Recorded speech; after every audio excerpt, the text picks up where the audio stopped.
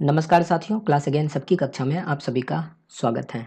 साथियों, आज के इस वीडियो में हम लोग चर्चा कर रहे हैं बिहार स्पेशल के कुछ इम्पोर्टेंट क्वेश्चन को, जो कि बीपीएससी 70th एग्ज़ाम को लेकर के काफ़ी इम्पोर्टेंट रहने वाला है। साथ में अदर कॉम्पिटिटिव एग्ज़ाम्स जो कि बिहार से संबंधित हैं, उसमें भी ये सभी क्वेश्चन इम्पोर्टेंट रहने वाला है। इससे पहले मैंने एक वीडियो बिहार स्पेशल के ऊपर किया है। जिन लोगों ने उस वीडियो को नहीं देखा है, जा करके उस वीडियो को देख लें। आगे बढ़ने से पहले अगर आप लोग चैनल पर नए हैं तो चैनल को सब्सक्राइब कर लें और अपने साथियों के साथ भी शेयर कर दें। तो आइए हम लोग शुरू करते हैं। पहला प्रश्न है, where among the following is a sports university being established. Sports university Bihar में कहाँ पर इस्टेब्लिश किया गया है? तो बिहार में स्पोर्ट्स यूनिवर्सिटी राजगीर में इस्टेब्लिश किया गया है। हम सभी लोग जान रहे हैं कि राजगीर में एक स्पोर्ट्स कॉम्प्लेक्स बनाया गया है।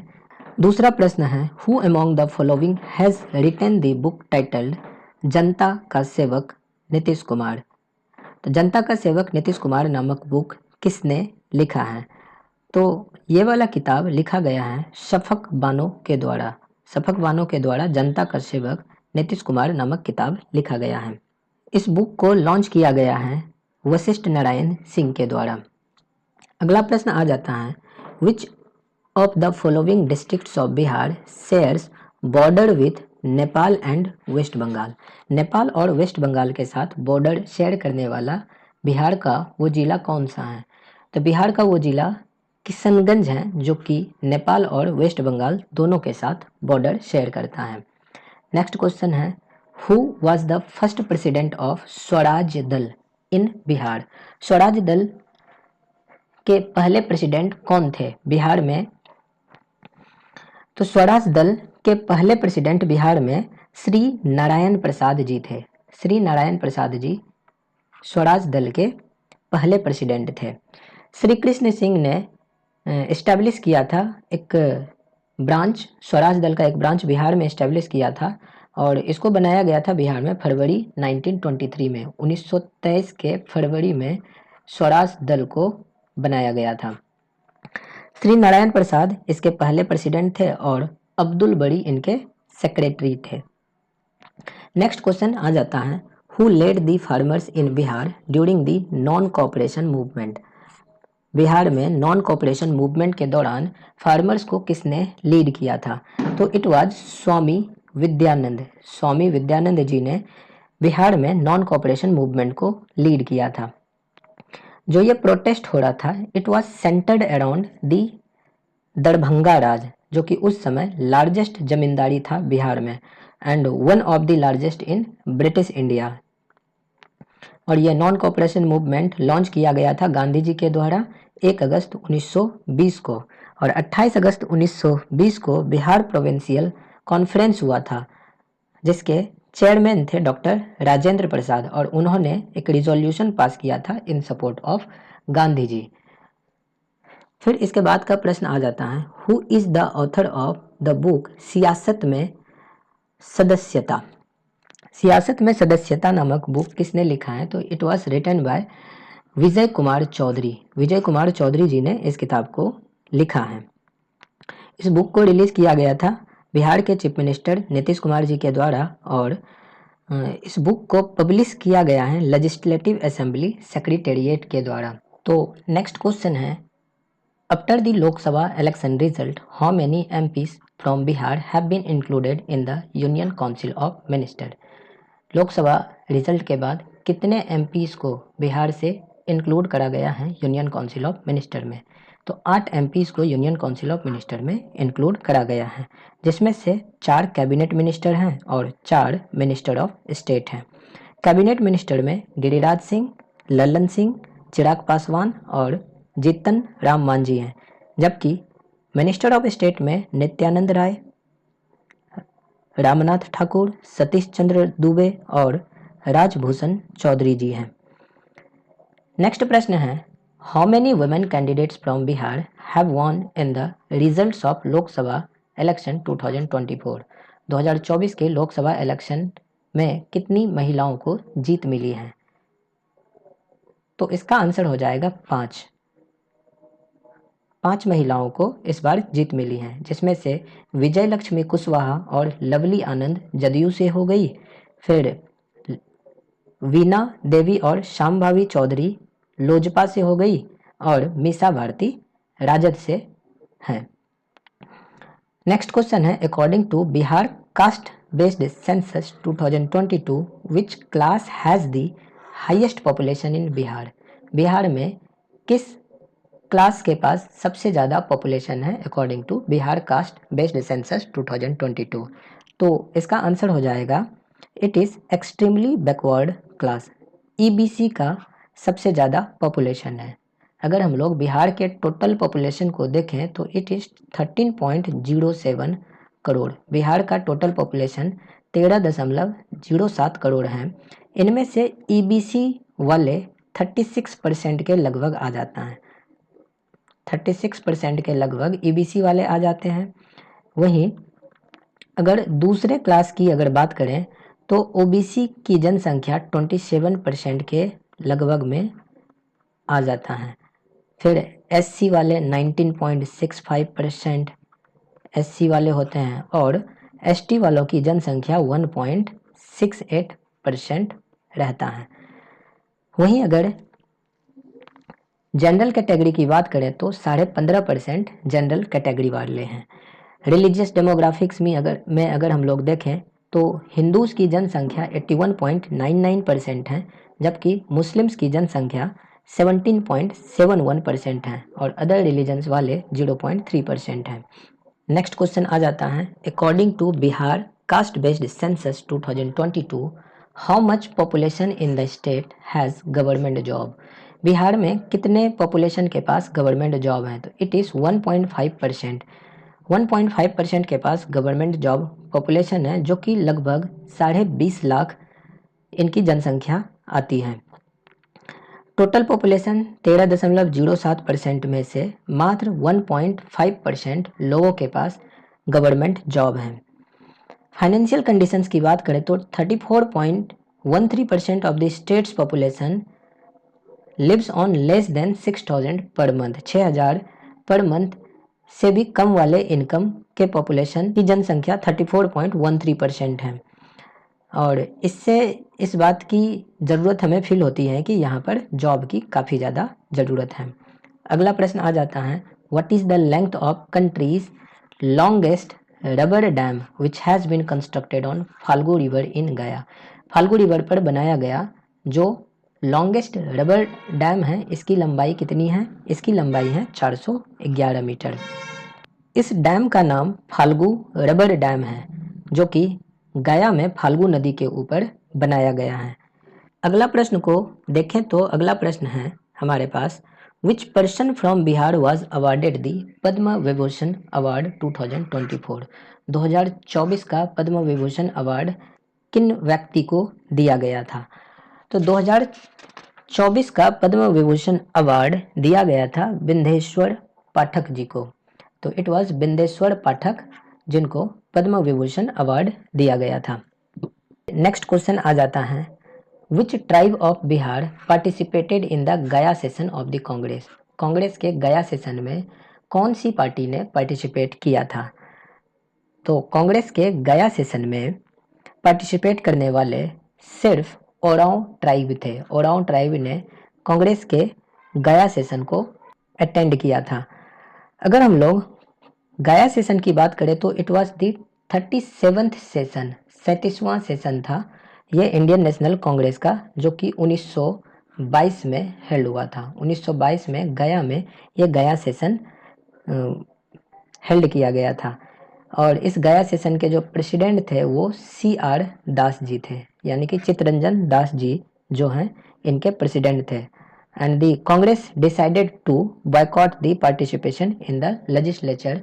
इसमें यह रिजोल्यूशन पास किया गया था और उन्होंने डिसाइड किया था कि वो लोग लेजिस्लेचर में पार्टिसिपेट करने को बॉयकॉट करेंगे।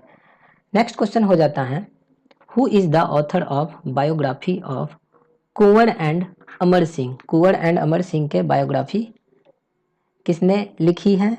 तो it was written by Kalkinkar Dutt. Kalkinkar Dutt के द्वारा इन बायोग्राफी को लिखा गया है। बायोग्राफी का टाइटल है biography of Kunwar Singh and Amar Singh. इस बुक में डिटेल्ड डिस्क्रिप्शन हमें मिलता है of the life and contribution of this two historical personalities. तो प्रश्न है, who were the Mahatma Gandhi companion during the Champaran indigo movement. Champaran indigo movement के दौरान गांधी जी के कंपेनियन कौन थे? तो दरअसल 1916 में on the request of Champaran farmer leader Rajkumar Shukla at the Lucknow session of the Congress on December 30 1916, 30 दिसंबर 1916 को जो कि लखनऊ सेशन हो रहा था, वहां पर चंपारण किसान के लीडर राजकुमार शुक्ला जी ने गांधी जी से रिक्वेस्ट किया था कि वो चंपारण आए और चंपारण के किसानों की जो परेशानी है उनको सुने। तो गांधी जी पटना पहुंचते हैं 10 अप्रैल 1917 को और चंपारण वहां से 15 अप्रैल 1917 को पहुंचते हैं। गांधी जी के उस समय जो मेन एसोसिएट्स थे उनमें से राजकुमार शुक्ला जी, राजेंद्र प्रसाद, अनुग्रह नारायण सिंह, ब्रज किशोर प्रसाद, धरिंदर, कृष्णा सिंह और भी इनके साथ में बहुत सारे लोग थे। तो इसका जवाब हो जाएगा more than one of the above. इनमें से एक से अधिक आंसर हैं। तो कई लोग मौजूद थे चंपारण सत्याग्रह के दौरान गांधी जी के कंपेनियन के रूप में। नेक्स्ट क्वेश्चन हो जाता है, match the following and select the correct answer with the help of code. पहला है चेरो रिबेलियन। चेरो रिबेलियन 1800 से 1802 के बीच में हुआ था। तो ये वाला यानी कि फर्स्ट का आंसर हो जाएगा 1। कोल रिवोल्ट, कोल रिवोल्ट हुआ था 1831-32 के दौरान, ये भी सही है। फिर भूमिज रिबेलियन, भूमिज रिबेलियन हुआ था 1832 से 1833 के दौरान, ये वाला भी सही है। और संथाल रिबेलियन तो हमारा एक ही बचता है, 55-56 में हुआ था, 1855-1856 में। तो 1 2 3 4 इसका सही आंसर हो जाएगा। 61 नंबर है, who presided over the second session of Bihar provincial किसान सभा। बिहार प्रोविंशियल किसान सभा का सेकेंड सेशन किसने प्रिजाइड किया था? तो इट वाज पुरुषोत्तम दास टंडन। पुरुषोत्तम दास टंडन ने बिहार में बिहार प्रोविंशियल किसान सभा के दूसरे सेशन को प्रिजाइड किया था। फिर बिहार प्रोविंशियल किसान सभा का तीसरा सेशन हाजीपुर में होता है जो कि 1935 में होता है and it was under the chairmanship of Swami Sahajanand Saraswati. Swami Sahajanand Saraswati के चेयरमैनशिप में तीसरा सेशन हाजीपुर में होता है। इसके बाद का प्रश्न है, what is the tenure of fourth agriculture road map in Bihar.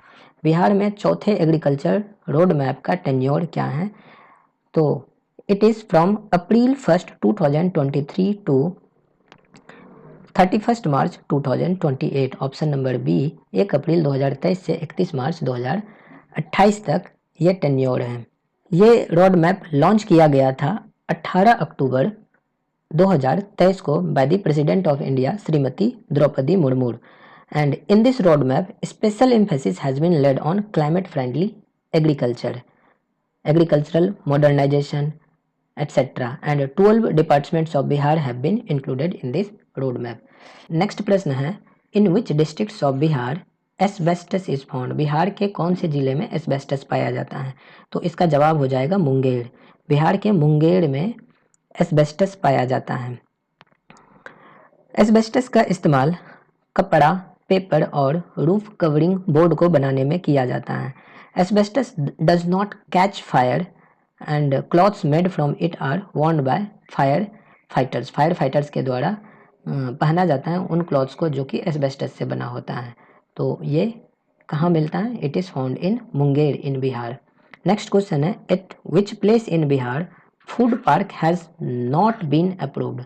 किस जगह पर फूड पार्क को अप्रूव नहीं किया गया है? तो फूड पार्क को अप्रूव किया गया है भागलपुर में, बक्सर में और कटिहार में। इन 3 जगहों पर फूड पार्क को इस्टेब्लिश करने को लेकर के अप्रूवल मिल चुका है। तो इसका जवाब हो जाएगा हाजीपुर। हाजीपुर में हमें फूड पार्क का अप्रूवल अभी नहीं मिला है। तो Bihar currently ranks 7th in food production. Third in vegetable production and sixth in fruit production in the country, and Bihar is the first and the only state in the country in makhana production. Makhana production में हम लोग पहले स्थान पे हैं। और under food processing एक mega food park को कंस्ट्रक्ट किया जा रहा है एट मोतीपुर इन मुजफ्फरपुर 180 करोड़ की लागत से। And packaging house has been constructed in Bihta Patna. तो आने वाले समय में हमें कई इंडस्ट्रीज और कई इन्वेस्टमेंट देखने को मिल सकता है।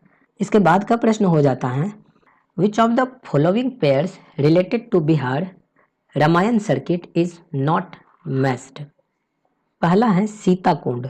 सीताकुंड सीताकुंड हमें सीतामढ़ी में देखने को मिलता है, तो सीताकुंड जो कि सीतामढ़ी में है ये तो सही है। अहिल्या स्थान, अहिल्या स्थान इज इन दरभंगा, ये भी सही है। फिर सिंहेश्वर स्थान, सिंहेश्वर स्थान इज इन सहरसा, ये भी हमारा सही है। जबकि रामशिला ये वेस्ट चंपारण में नहीं होकर के ये हमारा गया में है, तो ये हमारा गलत हो जाएगा। तो यानी कि हमारा आंसर हो गया डी, रामशिला। इसके अलावा कुछ और इम्पोर्टेंट प्लेसेस की बात करें तो जैसे कि वाल्मीकि नगर हो गया, ये हमारा वेस्ट चंपारण में है। प्रेतशिला हो गया, दिस इज इन गया। तो ये सब हमारा कुछ इम्पोर्टेंट हिंदुइज्म और सनातन धर्म से रिलेटेड प्लेसेस हैं जो कि रामायण सर्किट में आता है। नेक्स्ट क्वेश्चन है, when was the centenary year of Bihar legislative assembly celebrated. तो इट वाज सेलिब्रेटेड इन 2021।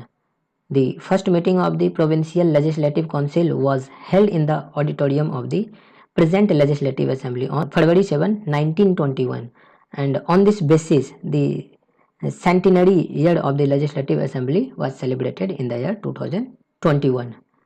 2021 में 100 वर्ष पूरे होने के उपलक्ष्य में सेंटिनरी ईयर सेलिब्रेट किया गया था 2021 में। नेक्स्ट क्वेश्चन है, how many total members should be there in the quorum of Gram Sabha in Bihar. Bihar के ग्राम सभा का कोरम क्या है, यानी कि टोटल नंबर्स इनके कोरम का क्या होना चाहिए थे। तो इट शुड बी 1/20 पार्ट, 1/20 हिस्सा होना चाहिए। तो बेसिकली जो मीटिंग होता है ग्राम सभा का, it is organised by the mukhiya. Mukhiya के द्वारा ग्राम सभा का मीटिंग करवाया जाता है। और जो इस ग्राम सभा मीटिंग का कोरम होता है इट इज 1/20, या फिर इसको बोल सकते हैं कि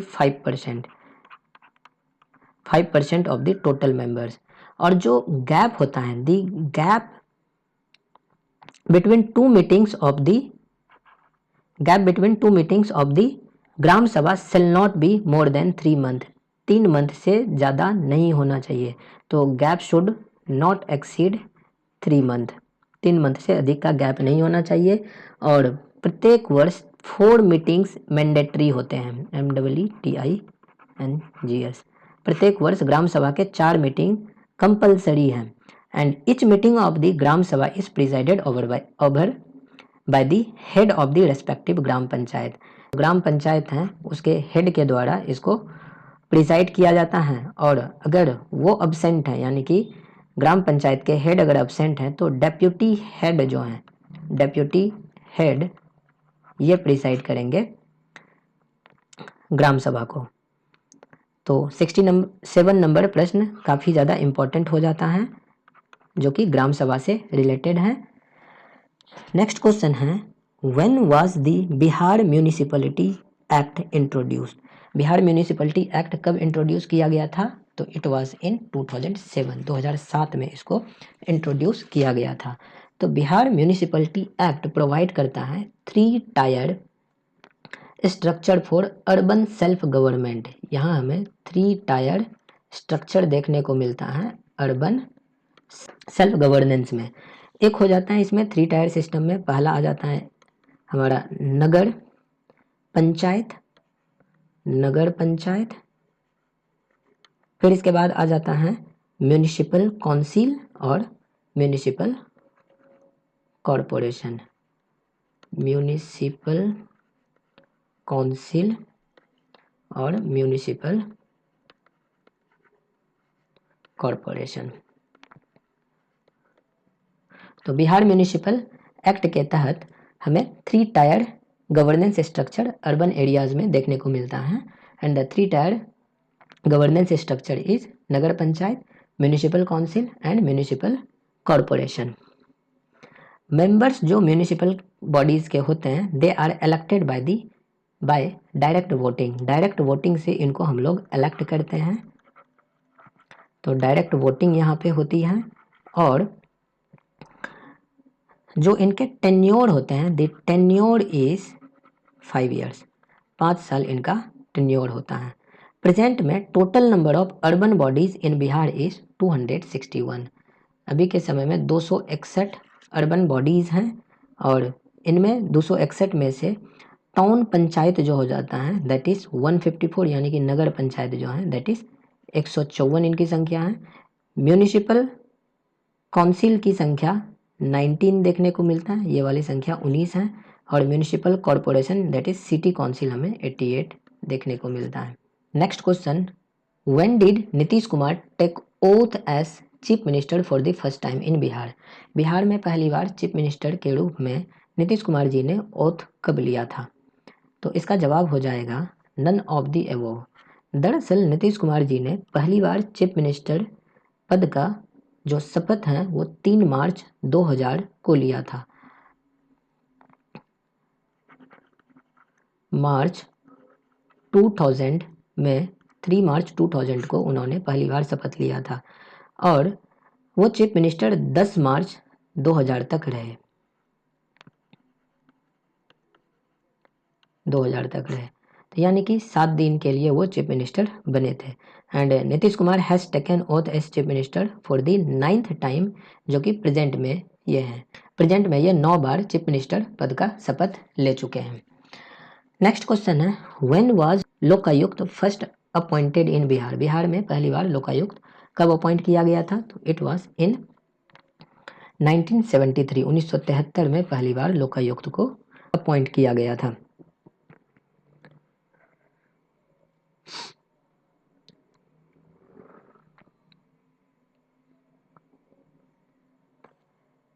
नेक्स्ट क्वेश्चन है, under which of the following articles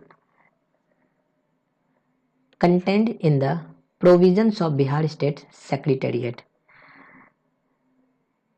तो the article is article 188, article 188 है।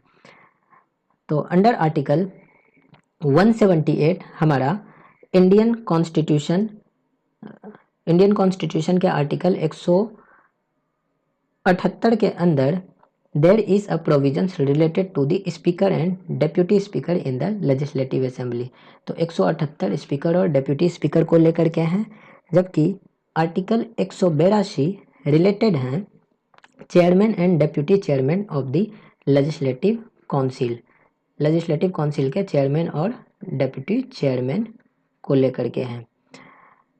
जबकि article 188 there is a provisions related to the secretariat, ये सेक्रेटेरिएट से संबंधित हैं, यानी कि बिहार स्टेट सेक्रेटेरिएट के बारे में चर्चा हमें आर्टिकल 188 में देखने को मिलता है। नेक्स्ट क्वेश्चन है, when was Bihar attacked by Iltutmish the ruler of Delhi सल्तनत? इल्तुतमिश के द्वारा बिहार के ऊपर कब अटैक किया गया था? तो 1225 एडी में बिहार के ऊपर इल्तुतमिश के द्वारा अटैक किया गया था, और उस समय Bihar Sharif and Bar were captured and Hisamuddin Iwaz accepted his subordination near Tilaigarhi, और Malik Alauddin Jani was appointed as the first representative of Delhi in Bihar. Bihar में दिल्ली का जो पहला रिप्रेजेंटेटिव है मलिक अलाउद्दीन जानी को अपॉइंट किया गया था। नेक्स्ट क्वेश्चन है, when did the British establish their first factory in Patna? British लोगों ने पहला फैक्ट्री पटना में कब एस्टेब्लिश किया था? तो इट वाज 1620, 1620 में British started their first factory in Patna, और initially the British started this factory with the aim of producing cotton textile, grains and molasses, और बाद में जो है the British got attracted towards the production of indigo, और जो Dutch factory है वो 1632 में शुरू किया गया था। नेक्स्ट क्वेश्चन है, where among the following is litchi research centres located. Litchi research centre located है मुसहरी में। तो मेजर एग्रीकल्चरल रिसर्च सेंटर्स की अगर हम लोग बात करें जो कि बिहार में हैं, वो हैं Indian council of agriculture research eastern regional headquarter के रूप में पटना में ये है। फिर पल्सेस रिसर्च सेंटर मोकामा में है, मेज रिसर्च सेंटर बेगूसराय में, फिर लीची रिसर्च सेंटर मुसहरी में जो कि मुजफ्फरपुर में है, और वाटर मैनेजमेंट रिसर्च सेंटर हमें पटना में देखने को मिलता है। नेक्स्ट क्वेश्चन है, who among the following ordered Gandhi ji to leave Champaran. Gandhi ji को चंपारण छोड़ने के लिए किसने ऑर्डर दिया था? तो इट वाज W.B. हैकॉक। W.B. हैकॉक ने गांधी जी को चंपारण छोड़ने का ऑर्डर दिया था। तो एक लेबर इंक्वायरी कमेटी बनाई गई थी बिहार कांग्रेस कैबिनेट के द्वारा under the chairmanship of Rajendra Prasad, and which was to investigate the living and working condition of the workers of Bihar. उस समय जो चंपारण के डिस्ट्रिक्ट मजिस्ट्रेट थे W.B. हैकॉक, उन्होंने इशू किया था एक notification, and he summoned to Gandhi on April 16, 1917, और उनको ऑर्डर किया था कि चंपारण डिस्ट्रिक्ट को छोड़ करके वो चले जाए। नेक्स्ट क्वेश्चन है, under whose chairmanship a labour inquiry committee appointed by the Congress cabinet formed in 1937 in Bihar. तो it was under the chairmanship of Dr. Rajendra Prasad. Next question है, which of the following senior barrister and nationalist leader was appointed as the first Bihari judge of Calcutta High Court in the year 1912? तो it was Hassan Imam. Hassan Imam was appointed as the first Bihari judge of Calcutta High Court in the year 1912. Next question है, which is the district with highest crop intensity in Bihar. Bihar में सबसे अधिक crop intensity किस जिले में हमें देखने को मिलता है? तो इट इज़ इन शिवहर। तो बजट 2023-24 के अनुसार एवरेज क्रॉपिंग इंटेंसिटी बिहार का 144% है, and the districts with highest net sowing is Bhojpur, और जो डिस्ट्रिक्ट हैं with highest crop density it is Sheohar, and the district with lowest crop density is Purnia. जबकि जो ये हाईएस्ट क्रॉप इंटेंसिटी है वो हमें शिवहर में देखने को मिलता है। नेक्स्ट प्रश्न है, in what context the city of Bihar Sharif important in the medieval period. Medieval period में सिटी ऑफ बिहार शरीफ किस प्रकार से इम्पोर्टेंट है? तो it was important as a learning centre, and it was also important as an administrative centre, as a religious centre. Trade centre के रूप में ये हमें देखने को नहीं मिलता है। तो इसका जवाब हो जाएगा ऑप्शन नंबर 2, 3, 4, यानी कि ऑप्शन सी हो जाएगा। नेक्स्ट क्वेश्चन है, Bihar famous Sufi sant Sharfuddin Maneri belong to which Sufi sect. किस सूफी सेक्ट से ये बिलोंग करते हैं? तो इसका जवाब हो जाएगा इट इज़ फिरदौसी। तो एक मेजर ब्रांच है सुहरावादी ऑर्डर का, दैट इज फिरदौसी। जो मेन एरिया ऑफ वर्क है इस ब्रांच का is in Bihar, and Sharfuddin Yahya इसके फेमस संत हैं। नेक्स्ट क्वेश्चन है, which are the 3 major districts with the highest production of mango in Bihar.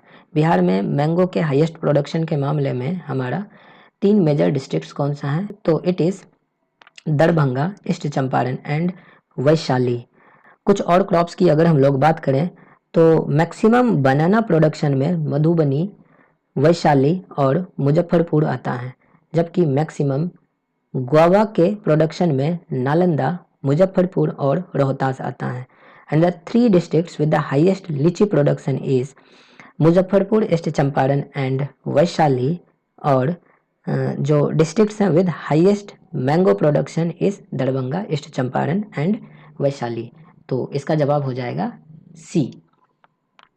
Next question, which soil is found in south Bihar. South Bihar में कौन सा मिट्टी पाया जाता है? तो it is Karail Kewal soil.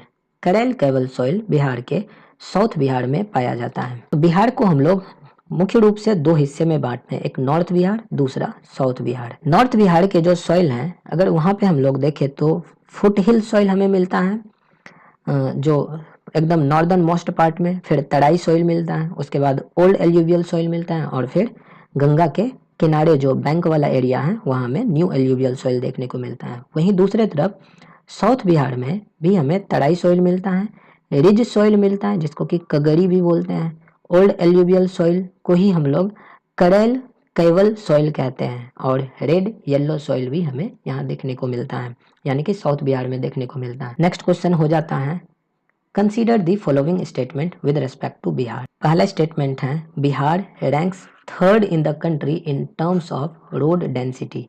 Road density के मामले में बिहार तीसरे स्थान पे है। तो ये वाला स्टेटमेंट सही है, यानी कि ऑप्शन स्टेटमेंट नंबर 1 हमारा सही है। फिर statement number 2, the district of Bihar with the longest length of national highway is Patna. Patna district में हमें सबसे लंबा नेशनल हाईवे देखने को मिलता है। This is also true. The district of Bihar with the shortest length of national highway is Sheikhpura. ये वाला स्टेटमेंट गलत है। Basically shortest length of highway हमें शेखपुरा में नहीं बल्कि शिवहर में देखने को मिलता है।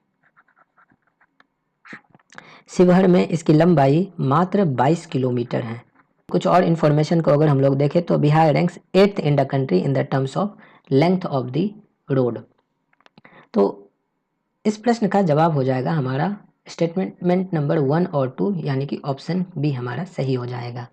नेक्स्ट क्वेश्चन हो जाता है, which doab does not divide north Bihar. इनमें से कौन सा दोआब नॉर्थ बिहार को डिवाइड नहीं करता है।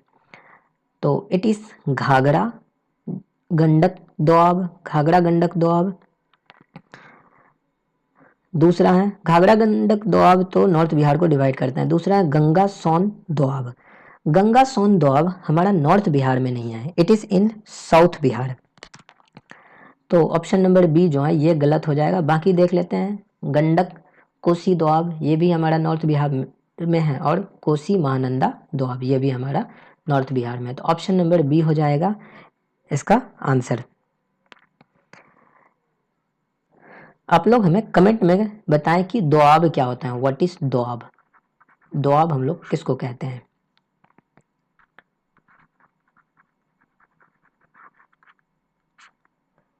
नेक्स्ट क्वेश्चन है, मैच दी फॉलोइंग। पहला है गोगा बिल या Ghogha lake. Ghogha lake is in Katihar. Ghogha lake हमें कटिहार में देखने को मिलता है। तो पहला का 4 हो जाएगा। घोड़ा कटोरा लेक, घोड़ा कटोरा लेक इट इज इन राजगीर। घोड़ा कटोरा लेक राजगीर में देखने को मिलता है। फिर आ जाता है Simri lake. Simri lake is in Saharsa, ये हमें सहरसा में देखने को मिलता है।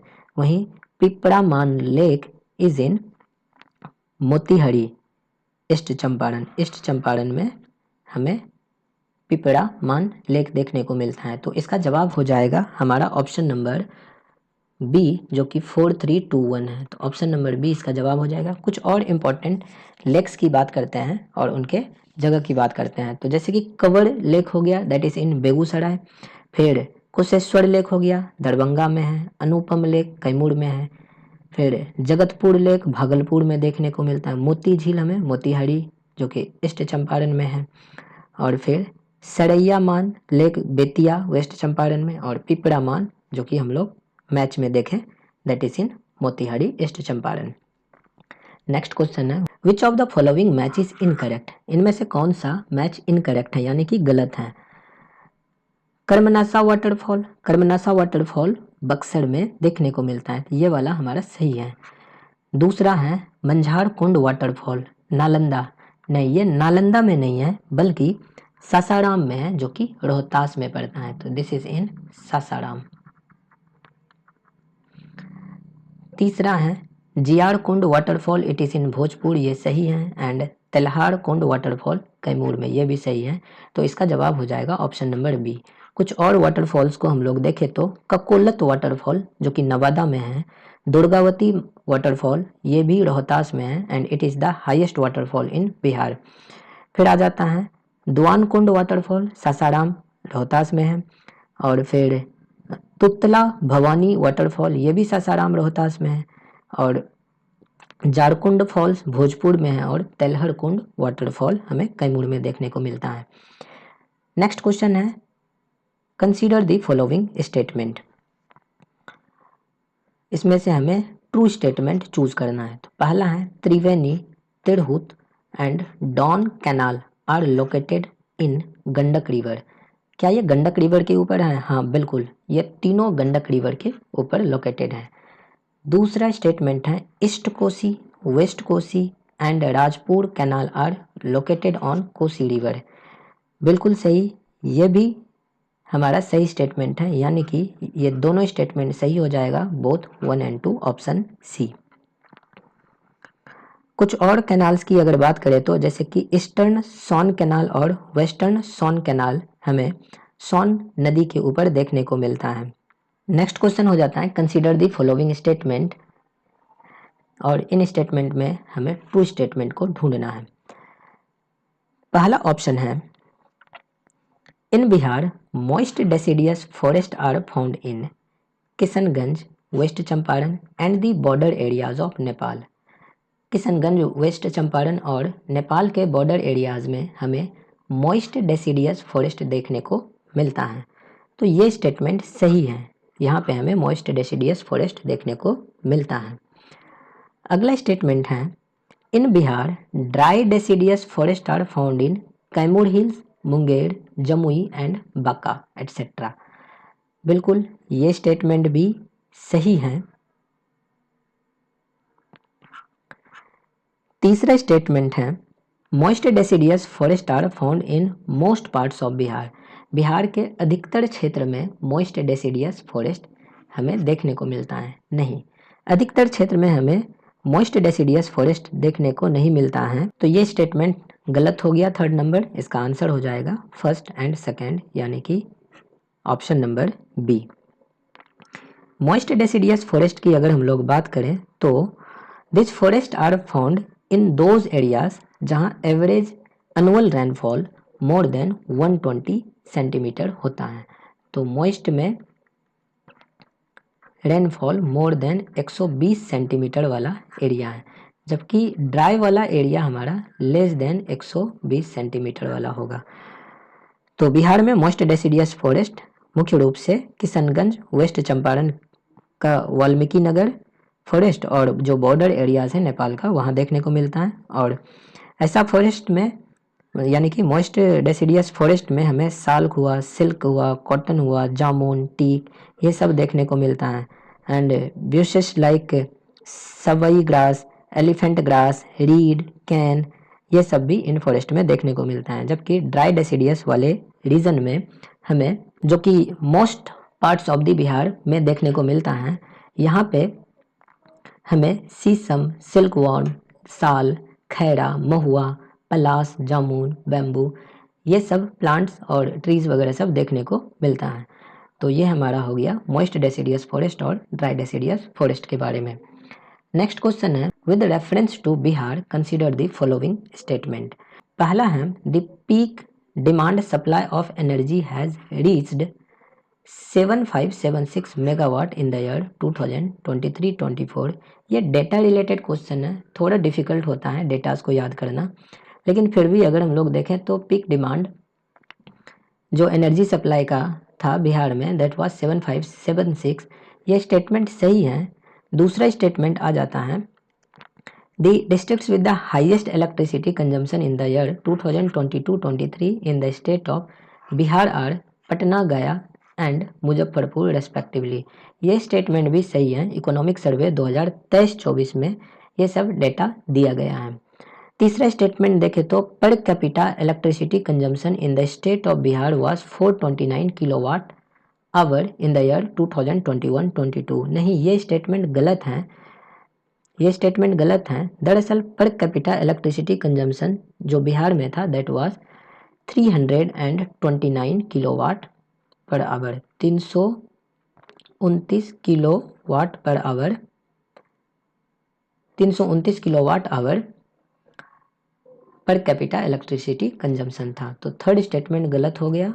चौथा स्टेटमेंट है the districts with the lowest electricity consumption in the year 2023 are Sheikhpura, Arwal and Sheohar respectively.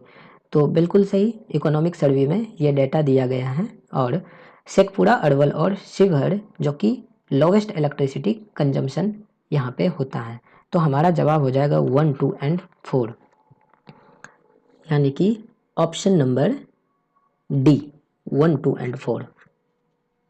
Next question, match the following. Gautam Buddha bird sanctuary, Gautam Buddha bird sanctuary हमें गया में देखने को मिलता है। तो पहला का हो जाएगा 4। Udaipur forest wild life sanctuary, Udaipur forest wild life sanctuary is in west Champaran, इसका हो जाएगा यानी कि बी का हो जाएगा 3rd। सी है Kusheshwar Sthan bird wild life sanctuary, it is in Darbhanga, Kusheshwar Sthan bird wild life sanctuary Darbhanga में है। तो सी का हो जाएगा 1st और डी में Rajauli forest wild life sanctuary, it is इन नवादा, तो ये 2nd हो जाएगा। 4312, 4312 ऑप्शन ए। कुछ और वाइल्ड लाइफ सेंचुरीज की अगर बात करें तो Kanwar lake wild life sanctuary जो कि बेगूसराय में है, Kaimur wild life sanctuary Rohtas या फिर कैमूर बोल सकते हैं, फिर Nagi dam wild life sanctuary या Nagi dam bird sanctuary Jamui में, Nakti dam wild life sanctuary Jamui में, फिर Rajgir wild life sanctuary Nalanda में और रजौली वाइल्ड लाइफ सेंचुरी जो कि मैच में हम लोग देखें नवादा में, Kusheshwar Sthan bird wild life sanctuary Darbhanga में और Vikramshila dolphin wild life sanctuary Bhagalpur में और बरैला सलीम अली बर्ड सेंचुरी वैशाली में। नेक्स्ट क्वेश्चन हो जाता है consider the following statement with reference to Bihar, और इनमें से हमें इनकरेक्ट स्टेटमेंट को देखना है। तो पहला हो जाएगा the Chero dynasty was established in the 13th century, नहीं ये स्टेटमेंट गलत है। चेरो डायनेस्टी बिहार में जब पहला डायनेस्टी का फॉल हुआ था तो उसके बाद लोकल किंगडम्स एमर्ज हुए थे यहाँ पे in the regions of Bihar, और इनमें से one of the prominent kingdom among them was the Chero dynasty. जो चेरो किंगडम था इनके एरियाज में आ जाता है शाहबाद, सारण, मुजफ्फरपुर, पलामू और वाराणसी, और चेरो डायनेस्टी बिहार में स्टेब्लिश हुआ था 12th सेंचुरी में, ना कि 13th सेंचुरी में। तो पहला स्टेटमेंट गलत हो गया। दूसरा हो जाता है the area related to Chero kingdom was the Shahabad, Saran, Muzaffarpur, Palamu and Varanasi, ये स्टेटमेंट सही है। और इनके हेड क्वार्टर जो हैं बिहिया जो कि भोजपुर में है वहाँ पे था, ये भी स्टेटमेंट सही है। तो हमारा इनकरेक्ट ऑप्शन पूछ रहा था, तो इनकरेक्ट स्टेटमेंट हो जाएगा option number A. Next question है choose the false statement from the following, इनमें से गलत स्टेटमेंट कौन सा है। तो फॉल्स स्टेटमेंट में आ जाता है हमारा वत्स्यायन कामसूत्र, ये सही स्टेटमेंट है। कामंदका नीतिसरा, कामंदका नीतिसरा ये भी सही स्टेटमेंट है। आर्यभट्टा ब्रह्म सिद्धांत, नहीं आर्यभट्टा ब्रह्म सिद्धांत ये हमारा सही स्टेटमेंट नहीं है। आर्यभट्टा ब्रह्म सिद्धांत में आ जाएगा हमारा आर्यभट्टियम जो कि सूर्य सिद्धांत और दास गीतिका, तो सी नंबर हमारा फॉल्स स्टेटमेंट है। जबकि कालिदास विक्रमोर्वशीयम कालिदास ये हमारा सही स्टेटमेंट हो जाता है। तो other literatures also developed during Gupta period, और उनमें से जो मेजर वर्क्स हैं वो यहाँ पे हमारा दिया हुआ है। कुछ और भी हैं जैसे कि विष्णु शर्मा ने पंचतंत्र को लिखा था, और फिर अमर सिम्हा ने अमरकोश को, उसी तरह से शुद्रका ने मृच्छक कटिकम हो जाता है, और भी कई वर्क्स थे उस दौरान जो कि गुप्ता पीरियड में कंपोज किया गया था। नेक्स्ट क्वेश्चन हो जाता है in Bihar most number of districts come under which division, किस डिवीजन में सबसे अधिक डिस्ट्रिक्ट आता है। तो इसका जवाब हो जाएगा तिरहुत, पटना और मुंगेर रीजन में सबसे अधिक डिस्ट्रिक्ट्स देखने को मिलता है। तिरहुत में हमें 6 डिस्ट्रिक्ट्स देखने को मिलता है। फिर पटना रीजन में हमें 6 डिस्ट्रिक्ट्स देखने को मिलता है और मुंगेर रीजन में भी हमें 6 डिस्ट्रिक्ट्स देखने को मिलता है। तो कुल मिलाकर के 6 × 18 हो गया। जबकि अगर हम लोग भागलपुर में देखें तो भागलपुर में मात्र 2 डिस्ट्रिक्ट हैं, मुंगेर में 6 हैं और मगध वाले रीजन में हमें 5 देखने को मिलते हैं। वहीं इधर कोसी वाले डिवीज़न में देखें तो कोसी वाले डिवीज़न में मात्र 3 डिस्ट्रिक्ट्स हैं, जबकि दरभंगा में हमें 3 डिस्ट्रिक्ट्स देखने को मिलते हैं और भागलपुर में 2 हैं। सारण में हमें 3 मिलता है, तिरहुत में 6 मिलता है और दरभंगा में अभी देखें 3 मिलता है। तो कुल अगर जोड़ हो जाए तो 18 हो जाता है सी नंबर ऑप्शन में। इसके बाद का प्रश्न है, अकॉर्डिंग टू सेंसस 2011 सेंसस के अनुसार consider the following statement with reference to Bihar. और इनमें से हमें फॉल्स स्टेटमेंट को ढूंढना है, यानी कि गलत स्टेटमेंट कौन सा है। तो पहला स्टेटमेंट है, the 3 districts with highest population density. सबसे ज़्यादा पॉपुलेशन डेंसिटी किन स्टेट्स में? शिवहर, पटना, दरभंगा। सही स्टेटमेंट है। इन तीनों डिस्ट्रिक्ट्स में हमें सबसे ज़्यादा पॉपुलेशन डेंसिटी देखने को मिलता है। दूसरा स्टेटमेंट है, the 3 districts with highest literacy rate. सबसे ज़्यादा लिटरेसी रेट रोहतास, पटना और भोजपुर में, ये भी सही है। थर्ड स्टेटमेंट है, the 3 districts with the highest female literacy rate, Rohtas, Munger and Patna. This statement is also true. The 3 districts with highest scheduled caste यानी कि SC percentage are Jamui, Hajipur and Samastipur. नहीं, ये स्टेटमेंट गलत है। दरअसल जो हाईएस्ट शेड्यूल्ड कास्ट परसेंटेज देखने को मिलता है वो हमें गया में देखने को मिलता है। तो गया में 30% SC पॉपुलेशन है। वहीं नवादा और औरंगाबाद इसके बाद आता है। तो Nawada and Aurangabad. Next question है, नेक्स्ट स्टेटमेंट है, the 3 districts with highest scheduled tribe percentage are. ST population हमें सबसे ज़्यादा देखने को मिलता है वेस्ट चंपारण में, जो कि 3.5% है। उसके बाद कटिहार और जमुई हो जाता है। तो पहला तो ये सही है, लेकिन गया और सीतामढ़ी नहीं होगा। यहाँ पे अगर कटिहार और जमुई होता तो ये स्टेटमेंट सही होता। तो 5वां स्टेटमेंट भी गलत हो गया। तो कितने स्टेटमेंट इनमें से फॉल्स हो गया? तो फॉल्स हो गया 2 स्टेटमेंट। आंसर हो जाएगा only 2, B. Which statement is true under the discretionary powers of the governor? कौन सा स्टेटमेंट इनमें से ट्रू है गवर्नर के डिस्क्रिशनरी पावर को लेकर के? तो giving assent to the bill, is it the discretionary power of governor? Yes, ये डिस्क्रिशनरी पावर है। दूसरा देखते हैं, dissolving the legislative assembly. Can governor dissolve the legislative assembly? Yes, governor can dissolve the legislative assembly. Second statement is also true and he has the discretionary power of appointing the chief minister. बिल्कुल सही। तो तीनों statement सही है, यानी कि all of the above हो जाएगा हमारा इसमें आंसर।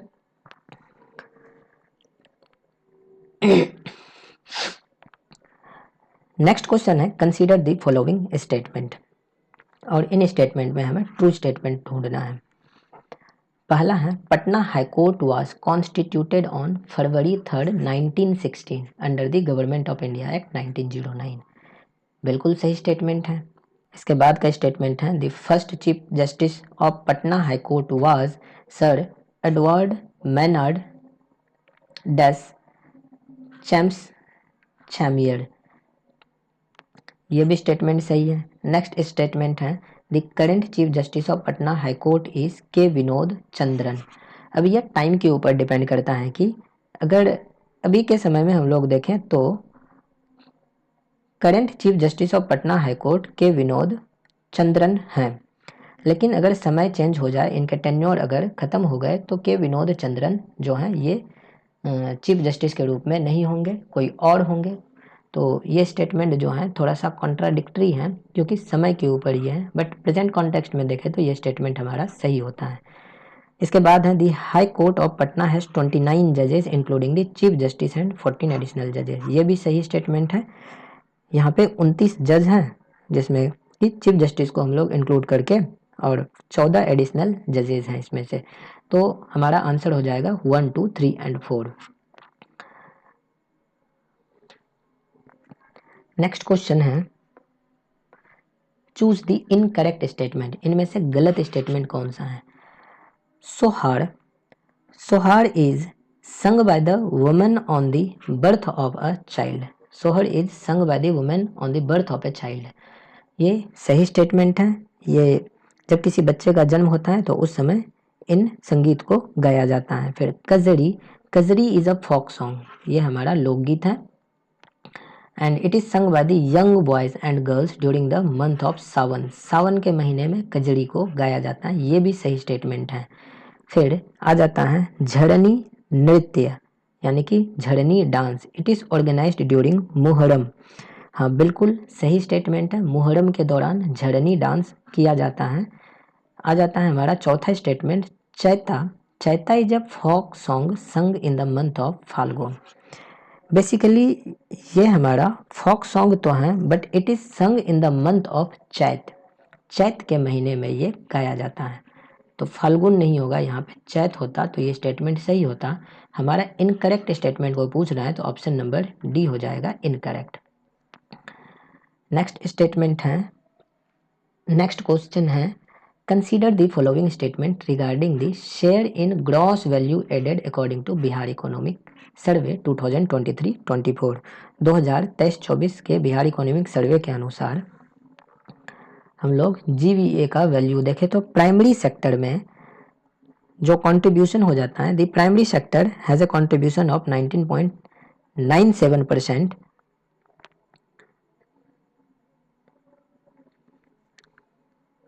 तो contribution of the gross state value added of Bihar primary sector में 18.97% दिया हुआ है।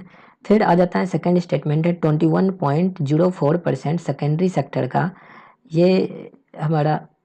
फिर टेरिशरी सेक्टर में 59.98% आ जाता है।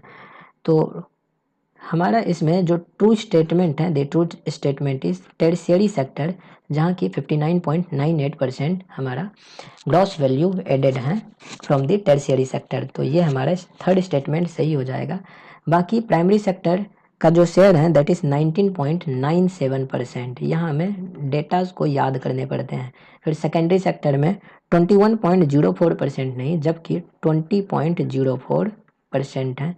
ये भी डाटा काफ़ी क्रिटिकल डाटा है। देखो यहाँ 21.04 दिया है और 1% घटा करके यहाँ है एक्चुअल डेटा, और यहाँ पे भी 1% ये बढ़ा के दिया है और यहाँ घटा करके। तो काफ़ी कंफ्यूजिंग होता है ऐसे सवाल, लेकिन फिर भी anyways we have to memorise the data from the economic survey and the budget, जो कि इम्पोर्टेंट हो जाता है हमारे एग्ज़ाम्स के लिए। तो इसका आंसर हो जाएगा ओनली 3, यानी कि ऑप्शन सी। 99 नंबर प्रश्न है, consider the following statement regarding Bihar sugar industry. Bihar में शुगर इंडस्ट्री को लेकर के हमारे स्टेटमेंट हैं, according to the economic survey 2023-24 there are 11 sugar mills in Bihar, out of which 9 are in operation. Bihar में 11 शुगर मिल्स हैं जिनमें से 9 ऑपरेशन में हैं। ये बिल्कुल सही स्टेटमेंट है। अगला स्टेटमेंट है, the production of sugar in Bihar has been 50.74 lakh quintals. ये स्टेटमेंट गलत हो गया है। दरअसल इकोनॉमिक सर्वे में जो डेटा दिया गया था it was 62.74 lakh, 62.74 lakh quintals जो हैं शुगर का प्रोडक्शन किया गया था। तो इसमें हमारा करेक्ट स्टेटमेंट पूछ रहा है, सेकंड गलत हो गया, पहला सही हो गया, only 1 option A. Next question है, consider the following statement. 3 big jute factories in Bihar are located in Purnia, Katihar and Darbhanga. Bihar में जो 3 बड़े जूट फैक्ट्रीज लोकेटेड हैं वो पूर्णिया में है, कटिहार में है और दरभंगा में है। पहला स्टेटमेंट सही हो गया, ये स्टेटमेंट सही है। दूसरा है, Bihar is the second largest jute producing state after west Bengal. बिल्कुल सही, बिहार हमारा second largest jute producing state है वेस्ट बंगाल के बाद। तीसरा स्टेटमेंट है, Bihar is the first and only state in the country in makhana production. Makhana production के मामले में बिहार फर्स्ट है एंड द ओनली स्टेट है इन द कंट्री। तो ऑप्शन नंबर 3 भी हमारा सही हो गया। चौथा स्टेटमेंट है, Bihar ranks second in the country इन लीची प्रोडक्शन। नहीं, ये स्टेटमेंट गलत है। बिहार हमारा लीची प्रोडक्शन में सेकंड नहीं है बल्कि फर्स्ट है। तो ये हमारा फर्स्ट है। ऑप्शन नंबर हो जाएगा हमारा 1 2 3 हमारा सही स्टेटमेंट है। 1 2 3 यानी कि ऑप्शन नंबर ए हमारा सही हो जाएगा। तो साथियों, आज के इस वीडियो में हम लोग 50 क्वेश्चन को डिस्कस किए जो कि बिहार स्पेशल से रिलेटेड हैं और ये काफ़ी इम्पोर्टेंट क्वेश्चन हैं, जिसमें कि हमने बजट, इकोनॉमिक सर्वे और भी बहुत सारे स्टैटिक और डायनामिक सेक्शन को हमने देखा। अगले वीडियो में 50 और प्रश्न को हम लोग डिस्कस करेंगे जो कि मोस्ट इम्पॉर्टेंट क्वेश्चन है बीपीएससी एग्ज़ाम को ध्यान में रखते हुए। तो ख़त्म करने से पहले अगर आप लोग चैनल पर नए हैं तो चैनल को सब्सक्राइब कर लें और अपने साथियों के साथ चैनल को शेयर भी कर दें। साथ में बेल आइकन को भी प्रेस कर दें ताकि हमारे आने वाले सभी वीडियोस के नोटिफिकेशन आपको मिलता रहे। आज के लिए इस वीडियो में इतना ही। मिलते हैं हम लोग अगली वीडियो में।